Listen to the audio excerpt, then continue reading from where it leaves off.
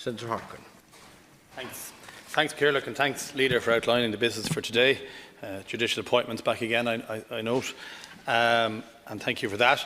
I just want to raise a couple of points. One of them is it's very important to report published by the Fiscal Advisory Council, and this is not Fianna Fáil's words, and it's not opposition's words, but it's actually the government's own task force. It's the government's own body that is pointing out that there's a very, very significant challenges ahead, and while growth is good, Leaders, between 3 and 6 billion of our 10 billion of corporation tax is quite vulnerable in their opinion, and of course there's still the risk of a no-deal Brexit, very much certainly not off the table, and very possible based on what's happening in the UK. We've seen many spending estimates be massively ignored.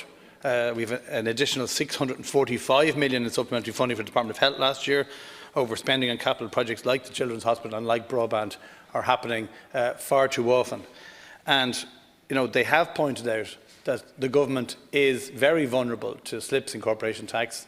The digital taxation agenda, which is worldwide at this stage in terms of the OECD and what's being talked about, has the potential to damage our corporation tax receipts. And don't get me wrong, I mean, the more corporation tax we get, the better.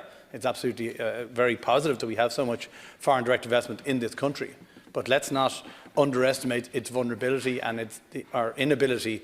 Thankfully, the estimates in all the previous years up to recently have all been underestimating what we got, and we got more. But in fact, what goes up probably does end up coming down. And I think, Leader, we do need to have a debate about our fiscal policy and our spending, our estimates, and the vulnerability. In years gone by, people certainly would have criticised, probably quite rightly, stamp duty and over-reliance on it. But corporation tax, any drop in that at all from any of the top 10 companies paying half the corporation tax would be very difficult. Secondly, Leader, I just want to welcome the start of Men's Health Week, which began yesterday and runs until Father's Day next Sunday. And the purpose of the week is to highlight awareness around preventable health problems for men of all ages. It is true that men die on average 4 years younger than women, and they have higher death rates than women in all of the leading causes of death. Smoking, drinking, obesity and suicide rates are all much higher. In Ireland, 75% of the suicides are men. So I just want to welcome that, and we need to encourage men particularly to look after their health and to take cognizance of what's going on. And finally, Leader, just to raise the point that it's 30 years ago almost since smoky coal was banned in Dublin and in urban centres generally. But yet we still have, despite the green agenda, despite all our talk about climate change, we still have the Minister refusing to bring in the nationwide ban. And basically giving way to lobbyists who are saying that it can't be done.